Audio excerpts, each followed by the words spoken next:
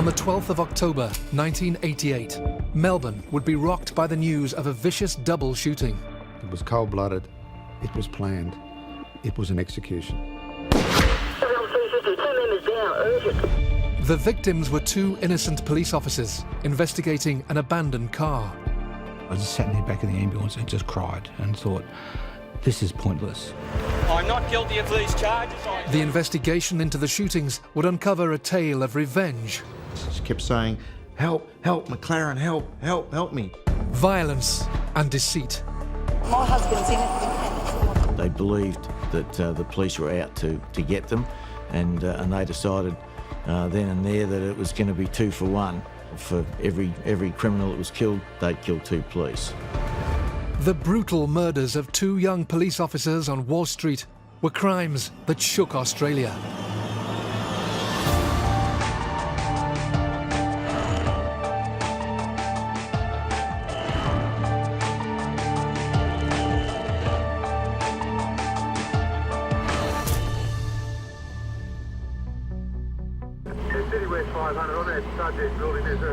Melbourne in the 1980s for a detective was probably the most volatile it's ever been. If I look back, it was almost like a Western movie where you'd shoot first and ask questions later. That was the behaviour of the police back then, because they were quite often confronted with very, very violent men. The vast majority of criminals still had a begrudging respect for the police. But with some of the armed robbery crews, they felt that they were in a competition with another gang, and that gang was the armed robbery squad. There'd been bombings of police, there'd been shootings of police. Police felt they were in some ways under attack. There's been a second explosion. Units, stay away from the area. These groups would case banks, sometimes have inside information, and they would hit them with military precision. In the case of the armed robbery crew known as the Flemington crew, 2 of their associates had been killed by police. The police were told at that point that the Flemington crew had started to suggest that they'd been targeted and that they were going to fight back. It was then they learned of what was called the 2 for 1. You take 1 of our people, we'll take 2 of you.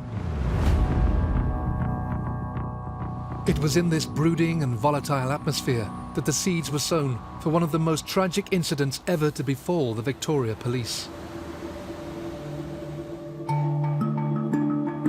To try and combat the spate of increasingly violent crimes, Victoria Police's armed robbery squad began to focus their attention on key figures in Melbourne's underworld. The armed robbery squad had been targeting a number of criminals. They went out on the 11th of October to make an arrest on a fellow called Graham Jensen. And that really started a bleak period in Victoria's history. Graham Jensen was a charismatic and violent criminal. Jensen was wanted in relation to the attempted murder of a security guard. They followed him to an area in Narre and they more or less bungled the arrest. As a career criminal, he was wanted for many things, but the arrest that day at Narre was for something he didn't do. Police chasing him, fired at the car, fired through the back windscreen and hit him in the head, killing him instantly. To Melbourne's armed robbers, the death of Graham Jensen was viewed as nothing less than an execution by the robbery squad detectives. Their threat to avenge the death of one of their own by killing 2 police was about to become very real. Graham Jensen was very close to Victor Pearce, who was the main organiser for the Flemington crew. As soon as his crew knew that Graham Jensen had been killed by police, they believed it was murder, and they responded in kind.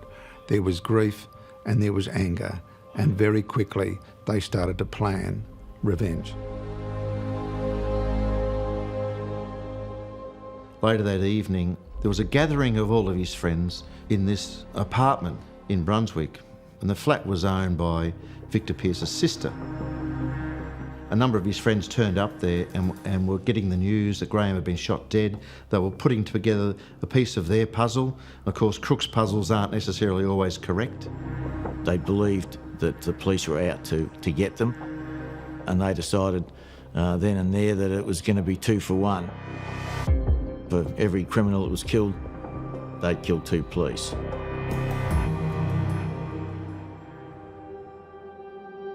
Stephen Tynan and Damian Eyre were 2 relatively junior police officers serving with the Victoria Police.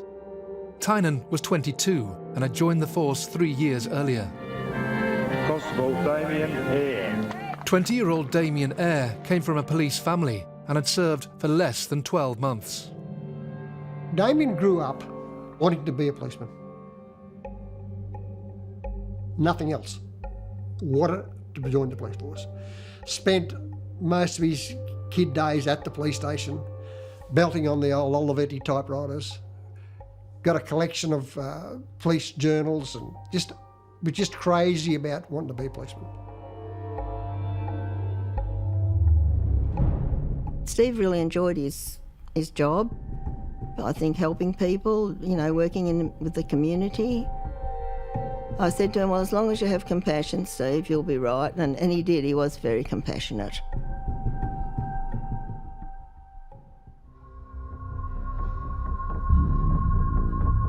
The 2 young police officers were based at Paran Police Station, the district headquarters for Melbourne's inner-city suburbs. That October evening, they were assigned the call sign Paran 311. Their divisional van pulled out of Paran Police Station car park at 11:10 that night. Graham Jensen had been dead for less than 8 hours. It was a typical sort of night shift for 2 young coppers in an inner city beat. They went to a noisy party, an alarm, someone complaining about being beaten up by their husband. Those sort of jobs went through the night, and then they got to the 9th case of the night. It was a quiet night, and then a call came in that there's an abandoned car in Wall Street with the doors open. Wall Street is a small street in an affluent area of Melbourne. I got on the radio and called for any unit available. Brand 311. Brand 311, if you can slip down to Wall Street in South Yarra. The closest police that could take the call was a Paran unit, manned by Stephen Tynan and Damian Eyre. There's a white Holden sedan, not knowing what the rego is. Got the lights on and the smashed windows in the middle of the road. Yeah, Brand 311, receive that, 26483. Roger. Constables Tynan and Eyre arrived in Wall Street and parked their van behind the abandoned car. I don't know how long the interval was, but sometime later there was calls coming through that shots were fired in Wall Street. South Melbourne 150, I sent Brand 311 down to Wall Street. There's a car, a white Holden sedan, parked in the middle of the road with the lights on and smashed windows. Since then I've had about 3 or 4 cars come down saying that they've heard shots fired in that street, and I can't get Brand 311 at this stage. When the calls came through from the public about shots fired, I immediately was concerned, and I kept calling Brand 311 and anybody else in the area to check out their welfare.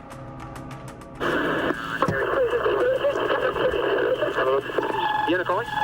350, 2 members down, urgent. Roger, need an ambulance? Urgent, yes, ambulance, please, 2 members down. City West 250, affirmative. It was cold-blooded, it was planned, it was an execution.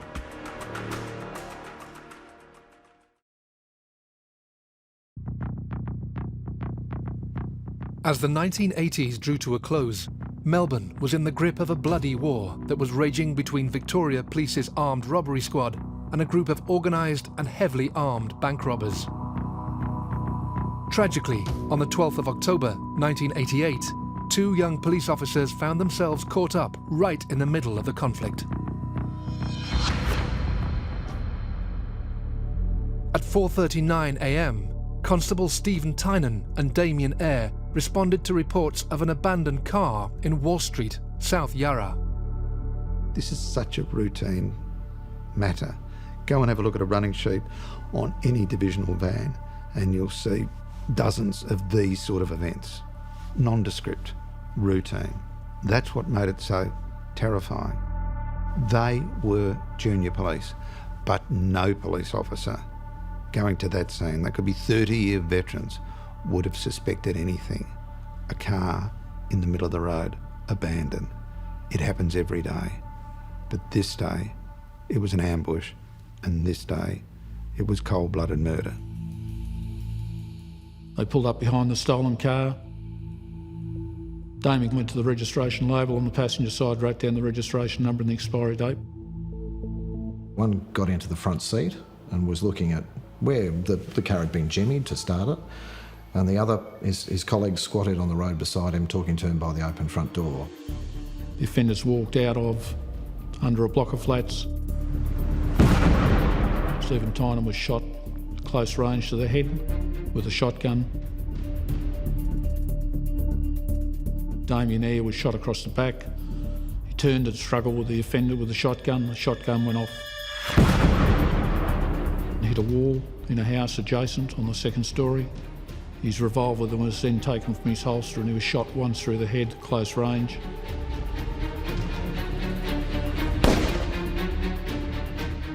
And when he fell to the ground, he was shot through the back and side that perforated his heart.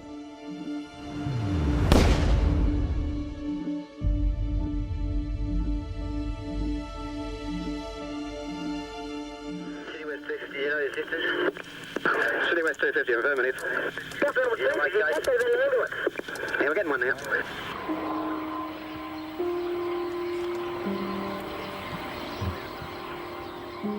When we first arrived, there were a number of police units already on scene. We were the first ambulance crew to arrive and followed shortly after by an intensive care ambulance. The first officer I attended to was Steve Tynan. He'd been shot in the back of the head with a shotgun. The second officer, Damian, had been shot in the back with a shotgun from some distance. So then we've, more so for the sake of his mates, we've intubated Steve and scooped him up and took him to Prince Henry's Hospital, and the other crew took Damian to the Alfred Hospital, where they were both unfortunately pronounced dead on arrival at hospital. This case really affected, really upset, really hurt, because it was two of our mates. We might not have known them personally, but they were comrades in uniform. I just sat in the back of the ambulance and just cried and thought, this is pointless.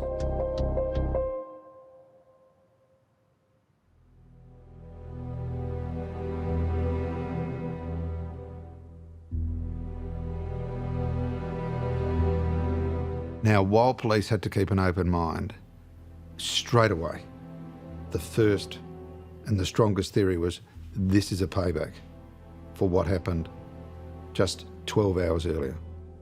As detectives mobilised and began the daunting task of investigating the murders of two of their own, it was immediately apparent that they faced a challenging case. Unfortunately, when you go to crime scenes, particularly from a homicide point of view, invariably a lot of those scenes have been contaminated. They're not protected the way you would like to. The scene for Wall Street was one of disarray, disorganised, and it hadn't been protected the way in which we wanted it to be. We'd had bodies moved and the crime scene contaminated by probably emotions overriding judgment, which was probably humanly understandable, but from an investigator's point of view, very troublesome for us to try and reconstruct what had actually taken place. Meanwhile, other officers were sent to carry out a much more difficult task. I remember just standing still in front of the TV because I heard about this police shooting, and then going to bed after that. And then the next morning, hearing a knock, I looked out and saw two police. So, that was them coming to tell me about it. Yeah, it was about, probably 4:30 in the morning, a bit after. There was a knock on the door, and immediately something wrong. They told me that there'd been a shooting and said that he and Steve Tynan were dead. So we jumped in the police car and went to Melbourne.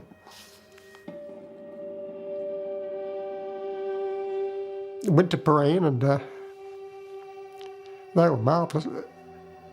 Sorry.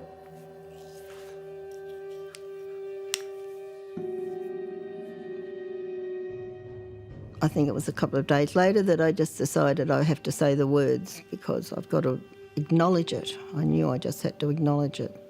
And I just said the words, Stephen is dead. And it sounds very, silly, but that seemed to help me.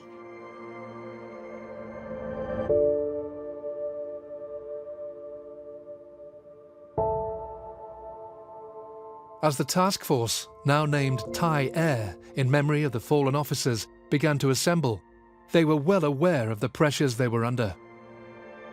The outpouring of grief and outrage from the general community, from the Premier down, was really impacted on the whole community. And within the police force, there was anger and there was a line in the sand. You cannot do this. We need to find these people. When police are killed, the public would be quite right to think that the police would react with all guns blazing, so to speak. They would pull out every stop to make sure that they caught the culprits. With the Wall Street killing, it was probably a little bit different. Police command took the approach that they didn't want the police reaction to Wall Street to be seen by the public as anything over and above what they would do if it was to ordinary members of the public. Setting up of the task force was a frustrating period. I was at the homicide squad at that stage. It wasn't until 10 days afterward that we were actually given any resources whatsoever. They didn't have computers, they didn't have analysts. So all these information reports were coming in, all this intelligence was coming in, all these police wanted to help, but there was really no way of marshalling the intelligence. Despite these challenges, the task force was making progress, and to the detectives, the same names were being mentioned, names they were well aware of. The notorious bank robbers known as the Flemington crew. Jensen was a member of the Flemington crew, and as a result of him being killed, that was certainly one motive. This theory received at least partial corroboration when officers checked the records of unsolved crimes involving shotguns. One case in particular stood out: an armed robbery at the Oak Park Bank in March 1988, 7 months before the murders. 3 robbers went in and immediately the security screens came down, so they needed to get through the door. They had a sledgehammer, that didn't work, so they fired 2 shots into the door, and that produced shotgun shells that had special markings on them when they were ejected and left. So when forensics came along after the bank robbery, they were there to pick up. At the scene of Wall Street, shotgun shells had been fired, and it was a shotgun where each time you fire a shot, the shell pops out and it lies on the floor. It was dark, so they weren't picked up by the killers. So forensically, they were examined, and what was special about these shotgun shells was not the mark that fired it, but it's the scratching as they came out of the gun. And those scratchings as they came out of the gun in Wall Street were identical to those scratchings on the shells in the Oak Park Bank. It was the same gun. There was a direct link now between a gang of bank robbers and the Wall Street murders. The gun was later found buried on a Melbourne golf course, although its condition meant it couldn't be tied to one person through fingerprints alone. But at least there was now a forensic link between the Wall Street murders and the Flemington crew bank robbers. In an effort to find more evidence and arguably send a clear message to Melbourne's crooks, a series of raids took place across the city for weeks after the shootings. On one day, in December 1988 alone, over 100 police officers descended on shops, businesses and homes. Although the raids provided little in the way of specific evidence, police were presented with a key witness, teenage gangster Jason Ryan, the nephew of Flemington crew mastermind, Victor Pearce. Jason Ryan was a 17-year-old at the time of the Wall Street killings. Jason had been involved in burglaries and he was a thief, he was a drug taker. Jason came to us in the early days as a result of a raid, and he was a very sort of sickly, pathetic sort of young kid with a rotten background. This is a kid who would be woken up and told to clean up bloodstains in the house where there'd been a murder at the age of 12 or 13, who had firearms hidden in his bedroom. He was known to talk under a little bit of pressure. He came into police custody, into witness protection, and he had interview after interview, and each interview his involvement got more complex. Whilst Ryan was quick to tell what he knew about the shootings, the problem for police was that his account kept changing every time he spoke to the detectives. Is what you've told us today the truth about what happened at Wall Street? Yep. So he'd gone from hearing something in his mother's flat, which was probably very interesting for us. He then put himself at the crime scene, told of who killed the police and how it actually happened, what guns were used. On the 31st of October 1988, Ryan was charged with murder for his involvement in the Wall Street shootings and was bailed into police protective custody. Police hoped that the mounting pressure on the young gangster would lead to him providing yet more information. A similar tactic was used on another figure on the periphery of the gang, 20-year-old Anthony Farrell. Anthony Farrell, again, was a well-known criminal, but on a smaller scale than the others. He certainly wasn't a member of the Flemington crew. He was a drug taker, more of a small-time thief. Anthony Farrell was a young boy mixing with older criminals. He came from a family that was had some criminal associates, and he got himself caught up in something that was probably well beyond him. Jason Ryan claimed that Farrell was involved in the planning of the shootings. Thinking that it would intensify pressure on the youngster to talk, police charged Anthony Farrell with murder. Ryan would go on to name another 4 members of the Flemington crew he claimed were directly involved in the shooting of Tynan and Eyre. Jason Ryan took us down to Wall Street. We did a number of reenactments with him where he would tell us certain things that turned out to be untrue. So anything he told us, we would want to corroborate. Over a period of time, he finally gave us a version that we believed to be the correct version, involving Peter McAvoy, Victor Pearce, Jed Horton, Anthony Farrell, and to a lesser degree, Trevor Pettingill. He told us that they had been the ones involved in murdering Steve Tynan and Damian Eyre. And what was the plan by everyone when you came here? Come here to ambush the police. Victor Pearce was the main offender out of the Flemington crew. He was the leader of the group, he was the planner, the organiser, and the mainstay of that group. With Jason Ryan naming the alleged perpetrators in the plot, 5 men became suspects in the killings. Victor Pearce, Peter McAvoy, Jed Horton, Trevor Pettingill, and Anthony Farrell. I'm innocent. I'm not guilty of these charges. I've done nothing wrong. I do not carry guns when I report to police stations. Although he was cooperating with the police, doubt remained over the value of Jason Ryan's statement. After all, he told detectives several versions of his story. Within the ranks of the task force, there were concerns that a jury simply wouldn't believe him. But in November 1988, as police continued to assemble their case, their investigation was rocked by news of more shootings.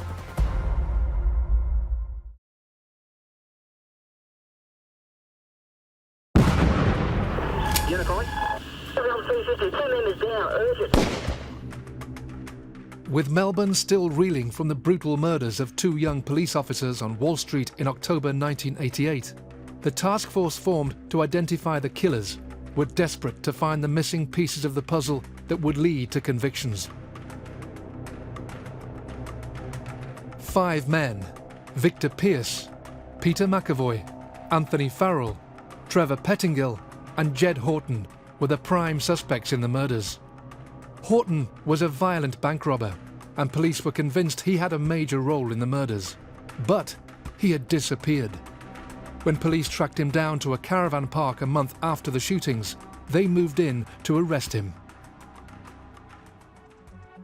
He'd been hiding out in Bendigo. He'd still been active in his armed robberies right up until Wall Street. He had 7 firearms in the caravan at the time the police tried to effect the arrest. He raised a weapon, tried to shoot the SWAT guys coming in through the door. Shots were fired. All the shots that were fired were police rounds. Jed Horton was shot dead. That killing caused further resentment and anger in the underworld, who thought that it was just a way of levelling the score. There was controversy in the killing of Jed Horton, absolute controversy. Front page news all around Australia, police kill another one. And it was controversy that I guess that in hindsight, it was warranted. Everyone went out in open arms, screaming and yelling abuse at the police. It was probably the most heated part of the entire investigation was the killing of Jed Horton. But there was worse to come. There was one more shooting, and that was Gary Abdalla. Gary Abdalla was a known associate of the Flemington crew, a convicted car thief who police believed had also been involved in bank robberies. In his statement, Jason Ryan had implicated Abdalla, claiming the 24-year-old father of one actually provided the getaway vehicle on the night of the shootings. We believed that he had critical information that could certainly involve Victor Pearce, Peter McAvoy, Jed Horton in particular, and that he had supplied a getaway vehicle for them. With the police activity intensifying, Abdalla went to ground. He was eventually traced by the Wall Street detectives, but his interview yielded no clues. 2 months later, Gary Abdalla was shot and critically wounded by police. He was arrested by police not connected with the Wall Street Task Force. He was taken back to his flat. They would give sworn evidence that he produced what they thought was a firearm and pointed it at the police. One of the police then emptied his 6-shot Smith & Wesson revolver and then grabbed his colleagues and fired another shot. Abdalla suffered fatal injuries. He lived for a number of days before he died. The firearm that Abdalla is alleged to have pointed at the police was a replica. It wasn't a real gun. So there was much angst over this. Why would someone do that? For the task force, Gary Abdalla's death meant another potential source of information about the Wall Street murders was lost. Despite the confidence in their case against the remaining suspects, police were desperate for another source of information that would help secure a conviction. They would find it in the most unlikely of places. Just for the record, could you just please state your full name? Wendy Margaret Pearce. Wendy Pearce was the wife of Victor Pearce. She'd been a member of the family for a long time.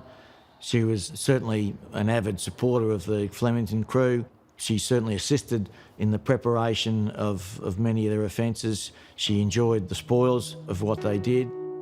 She lived the life of a gangster's wife. He committed armed robberies. He went to work like you and I. Every morning he'd get up and he'd go out, and it would be, today might be surveillance of banks. Tomorrow might be getting firearms, and Thursday might be actually doing the job. And she would cook tea and he'd come home and he would confide. She was considered to be an incredibly valuable person to us. If we could roll her over, she would have been, without doubt, the best Crown witness or the best rollover witness we could ever hope for. Wendy Pearce's life was crashing down.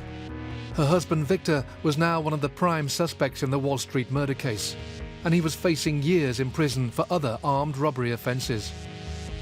Sensing she could be exploited, police tried to persuade her to turn against her husband and his gang. Her husband was jailed.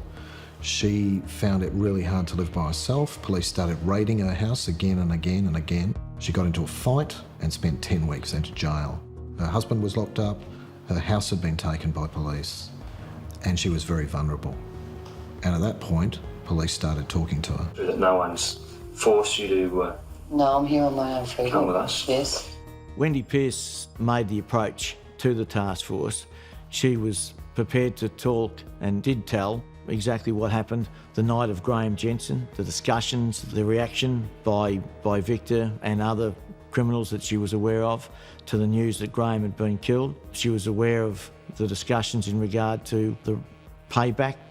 She was with Victor that night. She was able to give evidence of Victor leaving and returning some early hours of the morning after the shooting of Steve Tynan and Damian Eyre. I've been married to Victor for 13 years. I've always been an alibi for Victor. So Cole McLaren was central to Wendy Pearce becoming a Crown witness and giving evidence. He worked and worked and worked on Wendy and was the one who convinced her to come over and give evidence. But she wasn't falling off the edge just yet. She needed another little bit of a push. I found some love letters between Victor and one of her friends to show that Victor had been unfaithful to her. So she was livid and she was on the edge. We had her on the edge of rolling over. Someone saw Wendy talking to detectives and that put Wendy at risk. And she came very close to, she believes and police believe, being killed with a hot shot of drugs.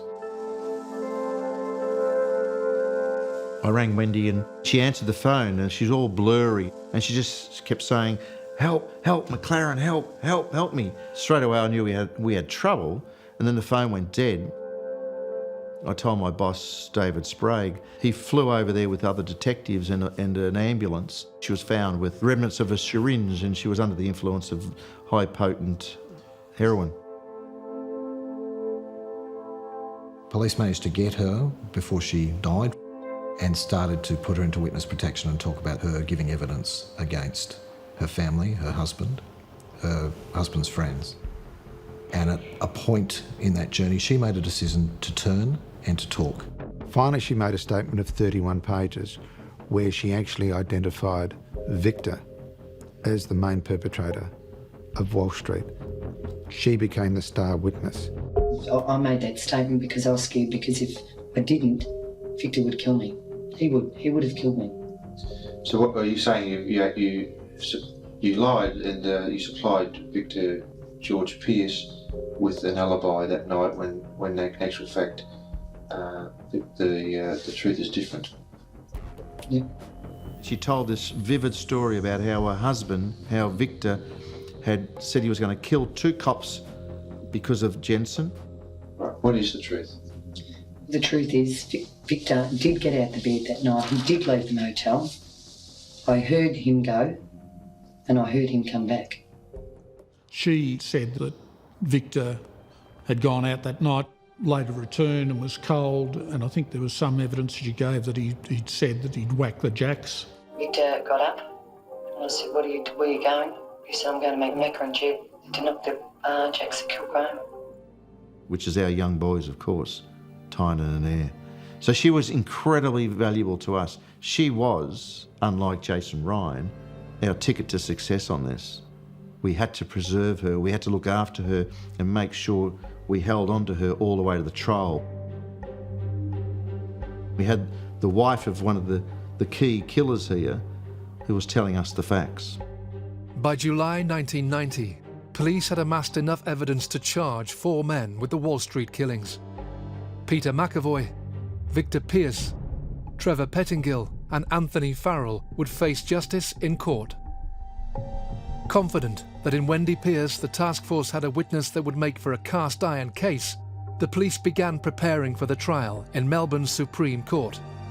Little did they know that the day before the trial, their case would come crashing down.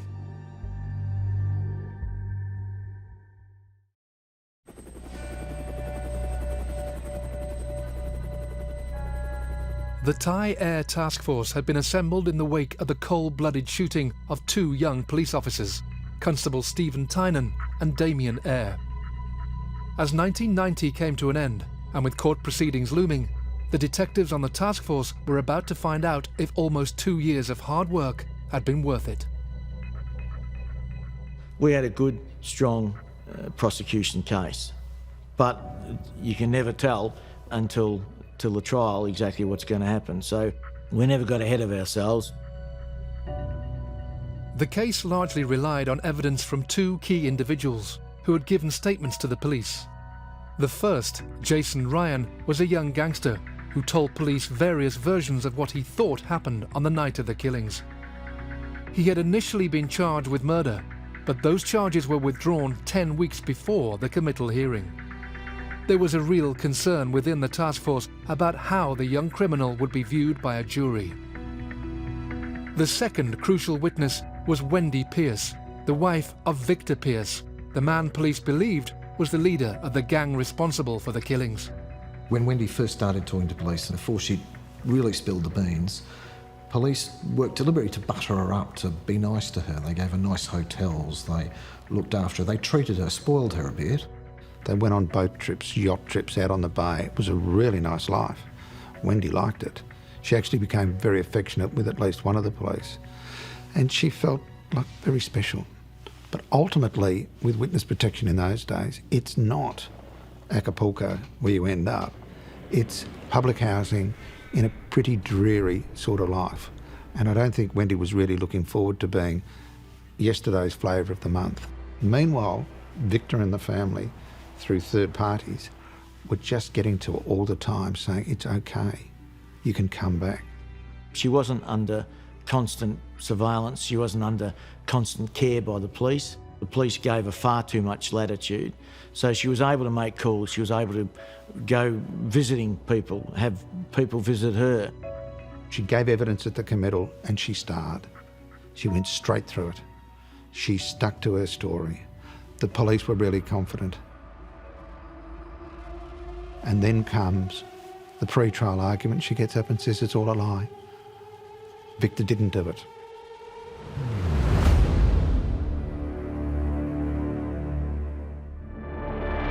She walked in, told Justice Vincent nothing, said she wasn't going to offer any evidence.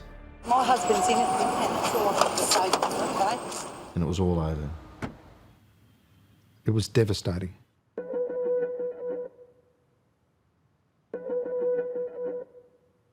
Wendy Pearce had spent 18 months in witness protection at a cost of around $2 million. Now, her statements were worthless. There was a strong move to put her in the box and make her a hostile witness. The prosecutor refused to do it, so she didn't give evidence.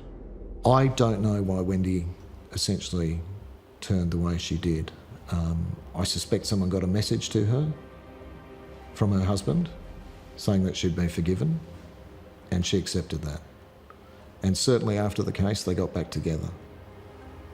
So she trusted her instinct and she got away with it.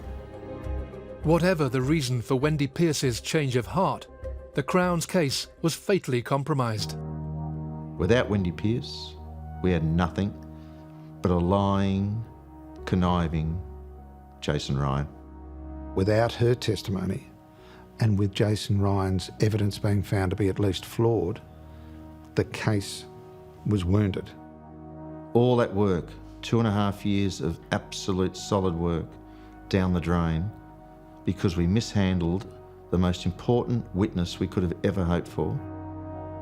It was without doubt the worst day of my police career. Despite the damning U-turn, police and prosecutors had little option other than to proceed with the case. In a trial that lasted 7 weeks, it was clear that for the Crown at least, it had started to go wrong even before the jury was sworn in. The prosecution case was holed below the waterline. From then on, it became frantic to bail and bail to try and keep afloat. The police hopes lay with Jason Ryan as a witness. But the great problem was here with him was, which story did you believe? The first, the second, the third? And I think it was summed up in one beautiful exchange in court where he was asked whether his name was Jason Ryan, and he had to admit it wasn't. His real name's Jason Brooks. The lies just built on the lies that built on the lies. The four accused, Victor Pearce, Peter McAvoy, Trevor Pettingill and Anthony Farrell, opted to give unsworn evidence. They would be asked questions by their own legal team, but wouldn't face cross-examination. Predictably, they all denied any involvement in the killings. On the morning of the 26th of March 1991, the jury reached a verdict. The jury deliberated for about 6 days before returning their verdicts. They found each of the 4 not guilty of the murders of Tynan and Eyre. I'm on top of the world, on you lot.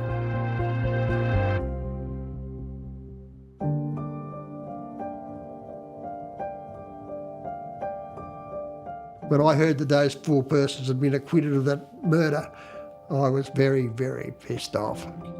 And it's only because of the lies that were told. Doesn't matter how good your investigators are and how good a job they do, there's always these little things that can happen. I can remember coming out of the court, but I can remember standing on the steps and saying there's a higher justice, and I just knew it. I mean, these are 2 young men, wonderful young men that had 50 years maybe in front of them, and someone can just go out and do that and get away with it, obviously. How can you feel? Steve Tynan and Damian Eyre deserve better than that. The families deserve better than that. The community deserve better than that. We all know what happened, but we didn't prove that beyond reasonable doubt in the jury's mind. When the verdict was announced, the accused were yelling from the dock, and particularly loudmouth Gutless McAvoy was up there yelling abuse. To give you an idea of the emotions, that when the word came out that there was an acquittal, D24 sent a message to all units. Announcement to all units, the verdict in the Wall Street trial was all 4 not guilty, repeat, not guilty. All units are warned, keep yourselves in control.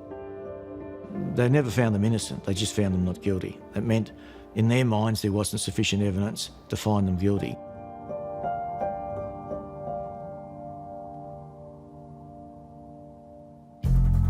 In December 1992, Wendy Pearce was found guilty of perjury after backtracking on her statement. She was sentenced to 18 months in prison. The only great pleasure I had was actually doing the brief of evidence against her for perjury and having her convicted of probably the worst case of perjury in the state of Victoria. In July 1993, just over 2 years after the end of the Wall Street trial, 5 Victoria police officers were charged with murdering Graham Jensen. Only one of those cases made it to trial. The officer was found not guilty after the jury deliberated for just 20 minutes.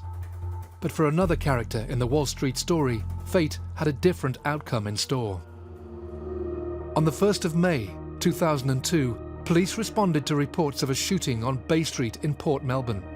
The victim had been gunned down in his car. His name was Victor Pearce.